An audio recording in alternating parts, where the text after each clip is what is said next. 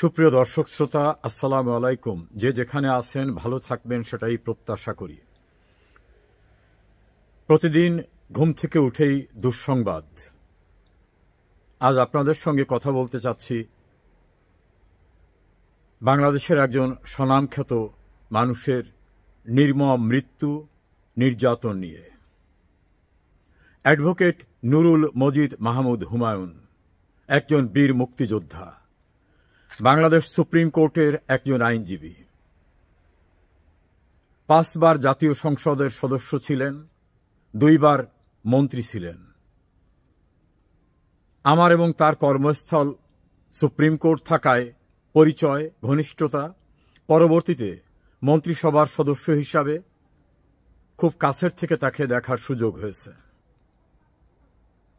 এই মানুষটিকে কারা নির্যাতন, নির্দয় আচরণ এবং চিকিৎসাহীন অবস্থায় মৃত্যুর মুখে যাতে ঢলে পড়ে সেজন্য বর্বরোচিত আচরণ করা হয়েছে তার সঙ্গে। অত্যন্ত সম্ভ্রান্ত পরিবারে তার জন্ম। তার বাবাও আইনজীবী ছিলেন। এই নুরুল মজিদ মাহমুদ হুমায়ুন মুক্তিযুদ্ধের জন্য তিনি বার করতে এসে দেশে ফিরে গেছিলেন। ব্যারিস্টার হওয়ার স্বপ্ন ভঙ্গ করে তিনি চলে গেছিলেন দেশের স্বাধীনতা যুদ্ধে অংশ নিতে। এত জনপ্রিয় যে 5 বার তিনি জাতীয় সংসদের সদস্য হয়েছিলেন, 2 বার মন্ত্রী হয়েছিলেন। অত্যন্ত শান্ত প্রকৃতির মানুষ, সৌজন্যতা, সজ্জন, সবকিছু তাকে ঘিরে পাওয়া যেত। কখন উচ্চ স্বরে কথা বলতেন না, কোনো দুর্নীতি, অনিয়ম তাকে স্পর্শ করতে পারত না। তার পারিবারিক বাড়ি বিশাল পরিসরের। এক কথায় বলা যেতে পারে কোনো দারিদ্রতা নিয়ে তিনি জন্ম নেননি এবং নিজের বিকশিত জীবনেও তার অন্যায় অবৈধভাবে অর্থ আয়ের কোনো প্রয়োজন ছিল না। সেই মানুষটিকে গ্রেপ্তার করা হলো 5 আগস্টের পরে। তার পরিবারের পক্ষ থেকে তার ছেলে জানালো, আত্মীয় স্বজনরা বলেছিল যে এই পরিস্থিতিতে সে কোথাও হাইড করবে কিনা, আত্মগোপনে যাবে কিনা।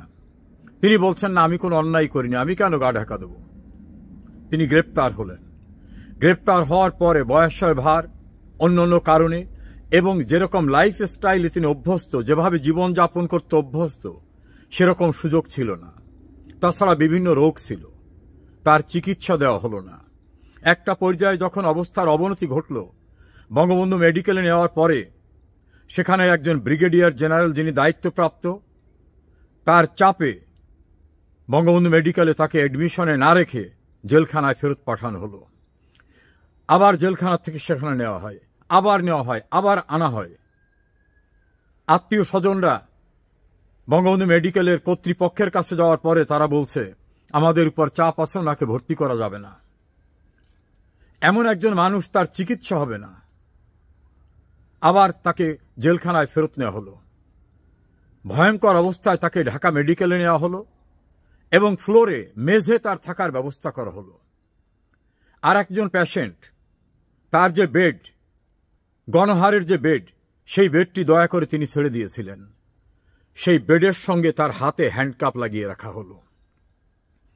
মৃত্যুর পূর্ব মুহূর্তে তিনি যে হাত পা লড়াচড়া করবেন সেই সুযোগটুকুও রাখেন নাই।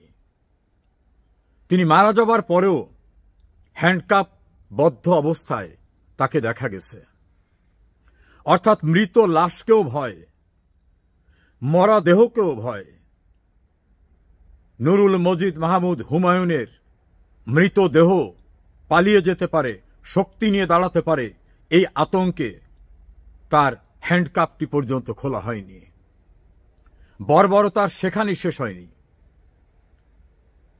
তার ধর্মীয় রীতি অনুযায়ী জানাজার জন্য তার এলাকার মানুষ, 2টি উপজেলা নিয়ে তিনি এমপি ছিলেন, একটা উপজেলায় জানাজা করতেই দেওয়া হলো না। আর একটা উপজেলায় জানাজার উদ্দেশ্যে এলাকার মানুষকে অবহিত করতে পরিবারের পক্ষ থেকে মাইকিংয়ের ব্যবস্থা করা হয়েছিল। পুলিশ এবং স্থানীয় প্রশাসন সেই মাইক কেড়ে নিয়েছে এবং পরিবারকে বলেছে ঘরের ভিতরে জানাজা করতে হবে। ভাবতে পারেন, ঘরের ভিতর জানাজা করতে হবে, বাড়ির ভিতর, এবং সর্বোচ্চ 100 মানুষের বেশি হতে পারবে না। 100 মানুষের বেশি জানাজা আসতে পারবে না।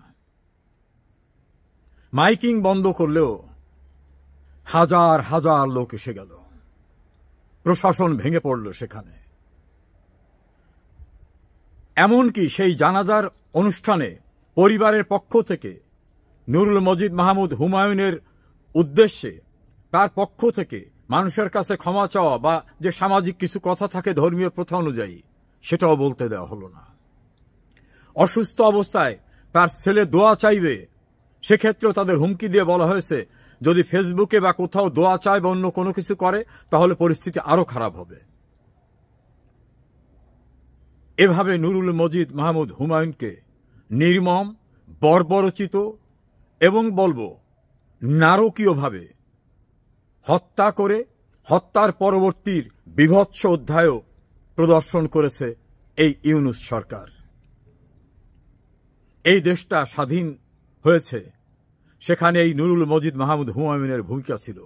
তিনি একজন বীর মুক্তিযোদ্ধা, তিনি জনগণের দ্বারা 5 বার নির্বাচিত এমপি, 2 বার মন্ত্রী, তিনি সুপ্রিম কোর্টের একজন আইনজীবী।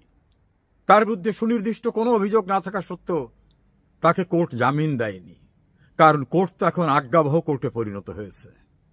সুপ্রিম কোর্টের আইনজীবী ছিলেন, অথচ সেই সুপ্রিম কোর্ট তাকে জামিন দিলেন না।